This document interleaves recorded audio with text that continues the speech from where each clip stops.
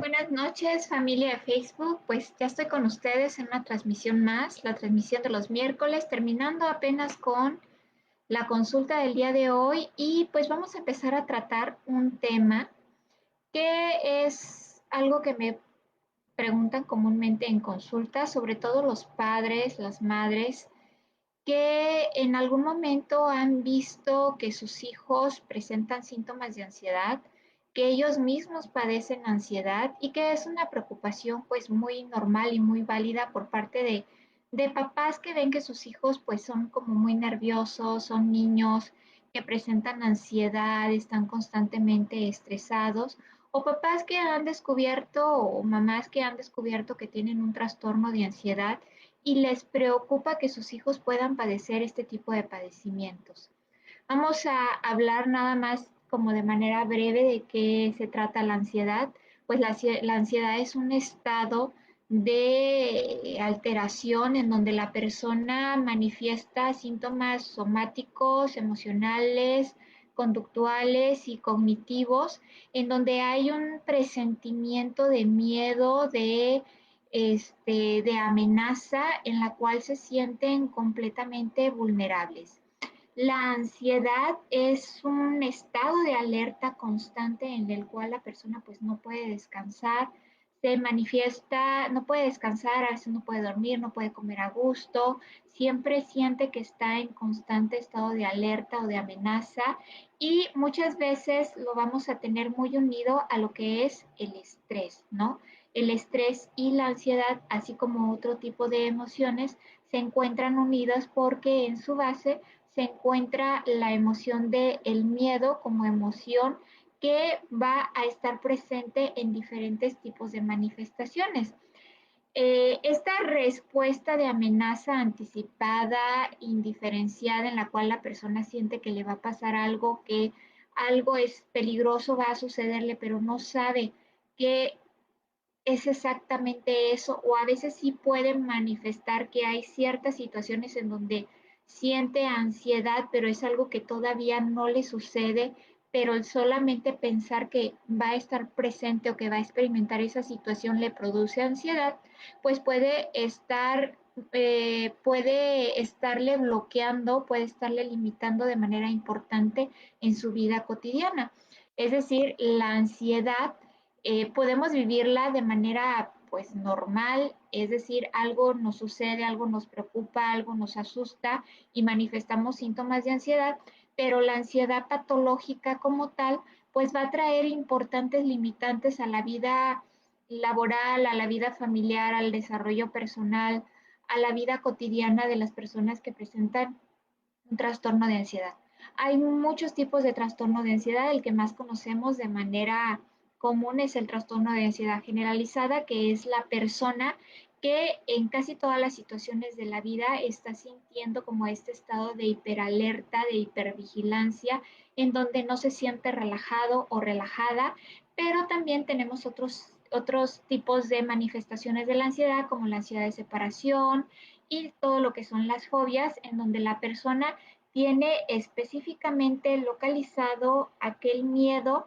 en el cual siente que les sobrepasa su expresión emocional, en donde siente que no puede experimentar ni siquiera pensar o hablar acerca de la situación, como el miedo a volar en avión, como el miedo a las alturas, como el miedo a cierto tipo de animales, etcétera, etcétera, ¿no? Entonces, las fobias en específico están relacionados con la ansiedad, pero la diferencia entre el trastorno de ansiedad generalizada, la diferencia entre lo que es la ansiedad de separación, la ansiedad escolar, etcétera, etcétera, es que las fobias van a manifestar, tienen una manifestación emocional, conductual y física desproporcionada al miedo que la ocasiona, ¿de acuerdo? Mientras que en el trastorno de ansiedad generalizada, la persona más o menos tal vez puede llevar algún tipo puede llevar a algún tipo de actividades sintiendo la ansiedad, teniendo picos de ansiedad más o menos altos en ciertos momentos, y en la fobia la persona se siente incapaz de afrontar la situación, de verla, de sentirla, de experimentarla, de pasar por eso. Eso va a ser la diferencia. También aunado a este conjunto de problemáticas relacionadas con la ansiedad, vamos a tener lo que es el ataque de ansiedad o el ataque de pánico, que es como una manifestación totalmente desproporcionada en donde la persona siente que pierde el control de su cuerpo, siente que pierde el control de su pensamiento, siente que pierde el control de sus manifestaciones emocionales, literalmente se siente que se va a morir, que se va a desmayar, que le está dando un ataque al corazón, siente que no ve, siente que no puede hablar, siente que se le está moviendo el mundo, y eso es a lo que nosotros le llamamos ataque de pánico. Ok,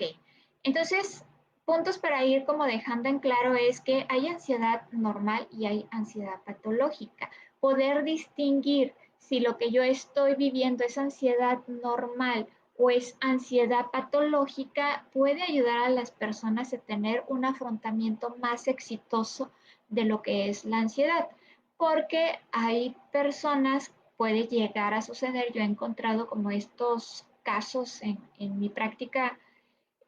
clínica en el cual las personas tienen un tipo de ansiedad normal, pero a veces los prejuicios, los comentarios, la falta de orientación adecuada acerca de lo que se está experimentando puede llevarlos a hacer creer que lo que están viviendo es algo completamente anormal y que se están volviendo locos, cuando la verdad es que simplemente están teniendo ansiedad normal, que cualquier ser humano la experimentamos en diferentes momentos de nuestra vida por algo que a lo mejor no nos hace sentir cómodos, por algo que a lo mejor nos preocupa, y una vez que desmitificamos que lo que estás viviendo es completamente normal, lo que los psicólogos llamamos normalizar emociones, las personas pueden convivir con estas situaciones y afrontarlas de una manera más efectiva. Ahora, en cuanto al tema que nos toca el día de hoy, que es la ansiedad se puede heredar, hay familias ansiosas como tal, es algo que es sumamente interesante responder y que es algo que comúnmente los padres y las madres pues podemos llegar a manifestarnos preocupados, ¿no? Yo le puedo pasar esto a mi hijo, oye, alguien de mi familia le pudo haber heredado esto a mi hijo, bien, vamos para allá. Quiero referirme a un estudio específico que no hace tantos años salió de la Universidad de Wisconsin, aquí tengo el nombre, Wisconsin-Madison en Estados Unidos, en el cual se hizo un estudio a profundidad, primero basado en animales de laboratorio, y posteriormente este estudio se trasladó a lo que son humanos, en el cual efectivamente se llegó a encontrar que hay un componente hereditario de la ansiedad que sí se puede pasar a los hijos o a los descendientes a través de un gen que activa, bueno, que tiene que ver con los receptores de serotonina, que es un neurotransmisor que nos ayuda a regular nuestro estado de ánimo en el cerebro, y que este neurotransmisor o este gen que regula la producción de este neurotransmisor activa ciertos lugares en nuestro cerebro de una manera específica, y que en las personas que este gen está alterado hace que estas personas sean como más sensibles a las amenazas del entorno, llevándoles a tener manifestaciones psicológicas, emocionales, conductuales y cognitivas, es decir, de pensamiento, un poco más exacerbadas de lo normal para el resto, comparado con el resto de los seres humanos, ¿no? Entonces, este estudio, que no tiene tanto que salió, viene a confirmar lo que tal vez muchos papás habían estado temiendo, papás que a lo mejor se habían dado cuenta que en su familia pues hay como historial de ansiedad en el cual los papás observaban que desde pequeños sus hijos eran como muy sensibles a ciertos estímulos ambientales, como a lo mejor ruidos fuertes, el estrés, la inestabilidad, las exigencias, etcétera, etcétera. O sea, viene como a confirmar todas estas percepciones que muchas familias ya tenían acerca de que efectivamente sí, hay como un patrón repetitivo de aparición de ansiedad en las familias, ¿no? Sin embargo, otro de los aspectos interesantes que se, se descubren en este estudio es que aunque sí existe como un patrón, digo, como un gen que puede hacer que ciertas personas sean más susceptibles a desarrollar estrés y ansiedad, este gen solamente se manifiesta en el 35% de las personas que desarrollan un trastorno de ansiedad. Es decir, que el 65% restante de las personas que tienen un trastorno de ansiedad es una ansiedad que es desarrollada por factores socioambientales. Cuando decimos socioambientales nos estamos refiriendo a patrones de crianza, a sucesos significativos durante el desarrollo del niño, del adolescente, del joven, a sucesos traumáticos en algún momento de tu vida, a también a patrones de pensamiento y de creencias, paradigmas presentes dentro de tu familia y dentro de lo que es tu entorno social y cultural. Entonces, este estudio es súper interesante porque viene a confirmar lo que muchas personas ya decían. Sí, en mi familia aparece la ansiedad de manera repetitiva, entonces nos dice, sí, sí hay un gen, sí. La otra es, sí hay un gen, pero no explica siempre por qué está apareciendo la ansiedad, sí. Solamente nos explica el 35% de la tendencia a tener un comportamiento de ansiedad. Y ese 35% de personas que tienen este tipo de carga genética, no siempre lo van a desarrollar. Es decir, que este estudio también nos viene a abrir los ojos de que el hecho de que tú tengas un factor genético que te predispone a desarrollar una enfermedad, pongamos enfermedad no solamente como ansiedad, sino también puede ser diabetes, puede ser hipertensión, puede ser cáncer, puede ser muchísimas enfermedades que ya se han descubierto que tienen patrones genéticos presentes. Eh, Gris, una pregunta, sí, estoy viendo las preguntas. Una pregunta, ¿el trauma tiene cura? Ok, Adrián, es una pregunta muy interesante. Yo más que cura, creo, de acuerdo a los estudios que yo tengo, es que no se trata de curar algo, se trata de desprogramar el trauma. ¿Qué es el trauma? Sí, el trauma en pocas palabras, porque o sea, hay muchas formas a la cual nosotros podemos llamarle al trauma, ¿sí? Hay unas personas que lo llaman bioshock,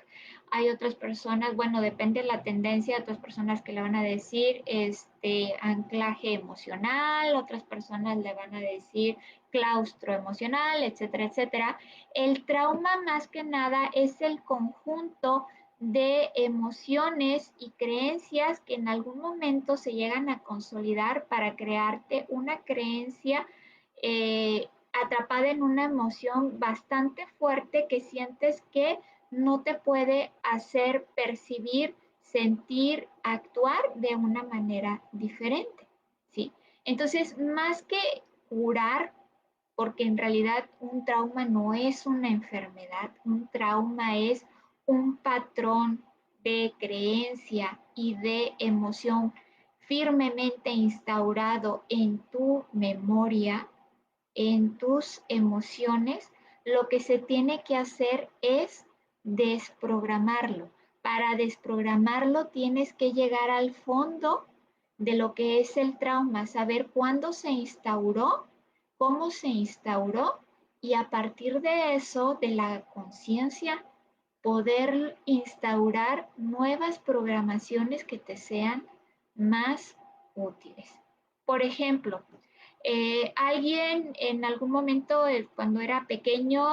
no sé, o adolescente, iba por la calle y de repente sale un perro ladrando de una cochera de manera intempestiva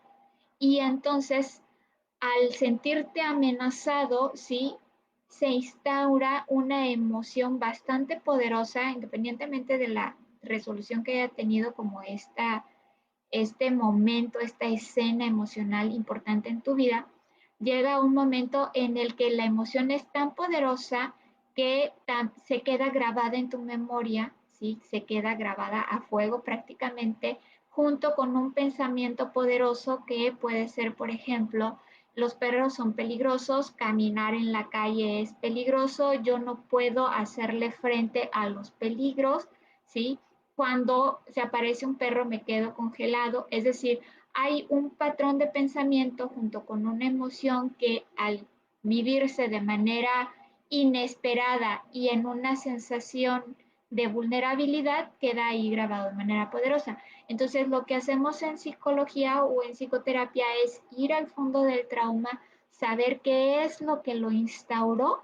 para poderlo desactivar e instaurar un patrón de pensamiento que te sea más efectivo. Si tienes más dudas, Adrián, lo podemos comentar en privado, mándame un mensaje a la página o a mi WhatsApp y con gusto yo te puedo dar más información acerca de cómo funcionan los traumas y cómo los podemos desinstalar, ¿sí? Entonces, más que cura es, hay que desprogramarlos, desinstalarlos, descrearlos, para que tengas formas más efectivas de enfrentar ese tipo de situaciones. Entonces, como íbamos platicando, retomando lo que es el tema, entonces, este estudio descubre que sí hay un patrón genético, pero no siempre este patrón genético que esté presente, es decir, no porque tengas el gen ya vas a desarrollar un trastorno de ansiedad, va a hacer que tengas más probabilidades de desarrollar un trastorno de ansiedad, pero también si tú tienes una crianza a lo mejor muy, una crianza muy comprensiva, en donde tus papás a lo mejor ellos ya superaron sus propios problemas de ansiedad y tienen formas de enfrentar la ansiedad de una manera efectiva, esto no se va a desarrollar en ti, o por lo menos no se va a desarrollar con la misma potencia que si a lo mejor en la familia en donde tú te estás desarrollando o el medio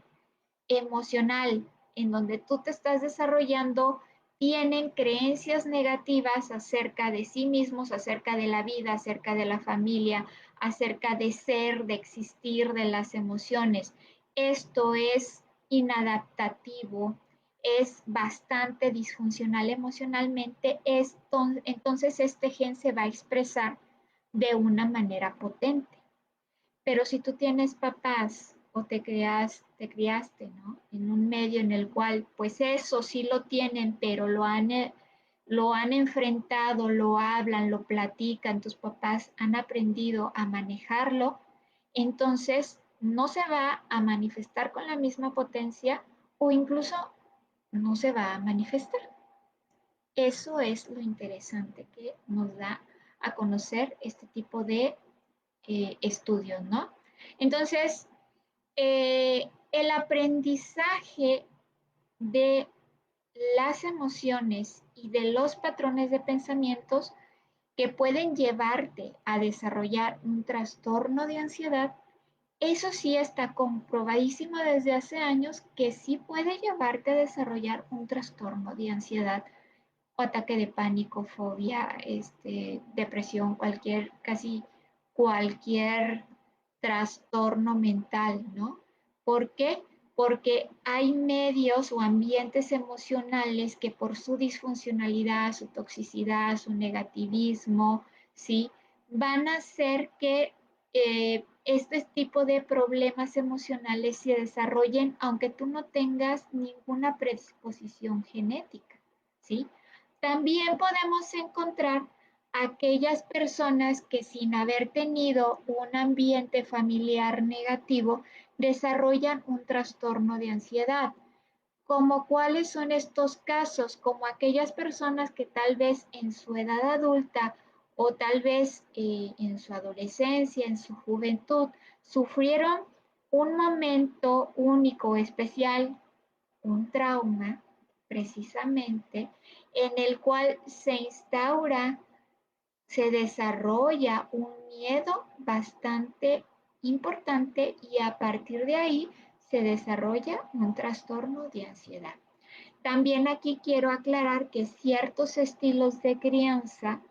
van a ser más probable que ciertas personas desarrollen este estilo de personalidad nervioso, aprensivo, súper exigente, perfeccionista, etcétera, etcétera. ¿Cuáles son estos estilos de crianza? Los permisivos y los autoritarios, ¿sí? ¿Por qué? El primero, el permisivo, porque al sobreproteger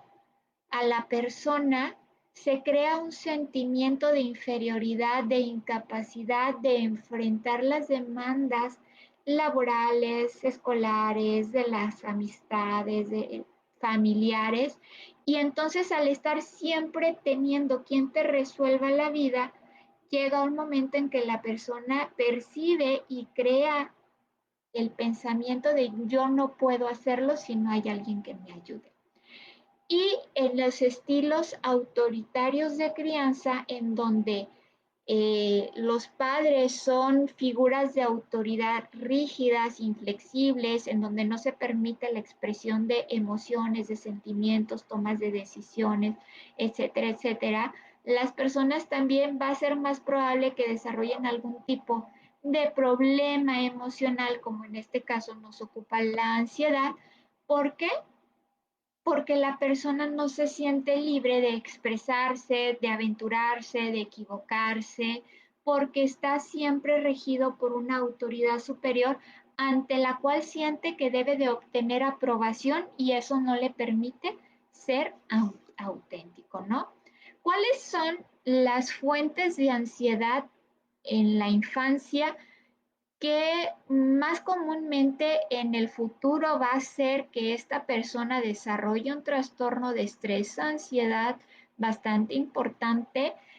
Las separaciones, ¿sí? Tanto las que son separaciones tal vez como abandono, un papá, una mamá se va, decide conscientemente abandonar a su familia, separarse a su familia y no estar presente en la vida de los hijos, como aquellas separaciones que surgen por causas fortuitas de la vida, como a lo mejor un fallecimiento o a lo mejor un papá o una mamá que trabajaba muchísimo o a lo mejor pues no hay papá, no hay mamá, ¿sí? Siempre fui criado o criada por mis abuelitos o algún otro pariente, ¿sí? Etcétera, etcétera. Entonces, estas separaciones o este abandono, cuando no son acogidos, explicados, cuando no se le permite al niño hablarlos, comprenderlos y manifestar sus emociones al respecto, y todo se calla, todo se guarda, porque pues tienes que ser fuerte, porque la familia no permite hablar al respecto, porque no se permite la deslealtad del pensamiento acerca de lo que significó esa separación, deberías estar agradecido, agradecida, bla, bla, bla, con la vida, pero tú no sacas aquello que realmente estás sintiendo, va creando un cúmulo de emociones reprimidas que en algún momento pueden manifestarse con forma de ansiedad o de estrés agudo. Eh, Creencias instauradas en los niños, en los jóvenes, acerca de que el mundo es un lugar peligroso, las personas son peligrosas, los hombres son peligrosos, los padres son peligrosos, todo lo que es nuevo es peligroso. También puede llegar en algún momento a fomentar que se desarrolle la ansiedad y el estrés, ¿sí? Tal vez estas creencias o estas enseñanzas no son transmitidas de una manera intencional o consciente, pero cuando, por ejemplo, tú le dices a tu hijo, a tu hija, este, no salgas a la calle, no le hables a nadie. Siempre estamos hablando mal de lo que sucede afuera, siempre estamos hablando mal de los viajes, siempre estamos hablando mal de las nuevas personas, siempre estamos criticando cuando alguien toma una decisión arriesgada como mudarse, como divorciarse, como casarse, como a lo mejor irse a vivir en unión libre, cuando siempre estoy criticando cuando alguien deja su trabajo formal por tener un emprendimiento, yo le estoy transmitiendo el mensaje a mi hijo, a mi hija, de que el mundo es peligroso, de que las personas son peligrosas. Cuando yo a lo mejor alguien llega y me trae un pedazo de pastel, ¿sí? O llegan con unas flores y me dice, y yo digo, algo de que ver, ¿no? Seguramente algo busca, ya le estoy transmitiendo miedo, por ejemplo, a las expresiones, al acercamiento. Cuando yo, por ejemplo, estamos en algún lugar, como una plaza, a lo mejor una tienda o vamos a salir a un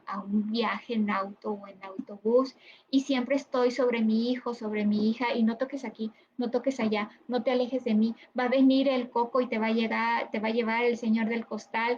etcétera, etcétera, y no lo dejo que toque, no lo dejo que experimente ni que vea, le estoy transmitiendo miedo al mundo. También otras enseñanzas que pueden transmitir patrones emocionales y patrones cognitivos que más adelante no van a permitir que los niños o en el futuro adultos absorban la novedad en la vida es el estar, por ejemplo, siempre criticándolos acerca de su desempeño. Muchas veces los papás en algún tipo de creencia creen que cuando critican mucho a sus hijos los impulsan a ser mejores, ¿sí? Mira, papá, hice este dibujito, te podría haber quedado mejor. Mamá, me saqué 9, ¿por qué no sacaste 10? La competencia también, ¿no? El siempre estar comparando a nuestros hijos con otros, con sus hermanos, conmigo misma. Cuando yo era chiquita a tu edad, yo ya sabía cocinar. Cuando yo tenía tu edad, yo ya me valía por mí mismo. Yo nunca tuve ese tipo de miedos. ¿Por qué no ves que tu hermana, tu hermano ya, ya hacen ese tipo de cosas a la edad de tus hermanos? Ellos ya hacían esto y tú todavía no puedes hacerlo. El estar comparando lleva a una competencia desmedida de la cual a veces no nos podemos desprender, no nos podemos desprogramar, porque siempre nos estamos comparando con otras personas, siempre estamos viendo qué hacen los demás para ver qué malo estoy haciendo yo o cómo yo puedo hacer otra cosa y estoy viendo siempre lo que me hace falta. El rechazo, por supuesto, también puede en algún momento el estar rechazando constantemente todo lo que nuestros hijos nos dan, los abrazos que nos quieren dar o el estarles diciendo yo no quiero estar contigo, ya estoy cansada, déjame, no me estés hablando, mira nada más cómo te vistes. El rechazo y la crítica pues es que van muy unidos de la mano.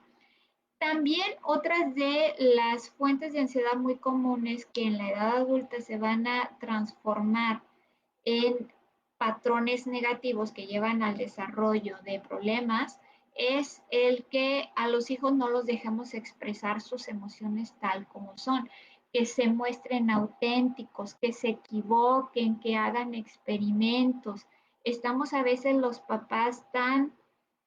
metidos dentro de nuestra cajita de perfección que no queremos que nuestros hijos anden con las rodillas raspadas, con el pantalón sucio, ahí con las rodillas o los calcetincitos sucios, que no estén a veces jugando con la comida, porque ellos se divierten con la comida, porque se van a ensuciar, que si ellos se visten solitos andan todos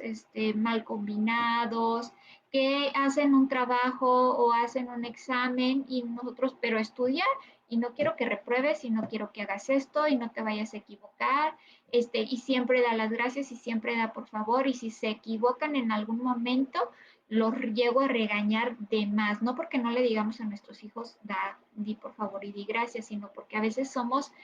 hiper cuidadosas e hiper vigilantes sobre que cumplan todas las reglas de la sociedad y no queremos que griten, no queremos que se enojen, ni que nos hagan ojitos, ni que frunzan la ceja, ni que hagan carita de pato, sí, ¿sí?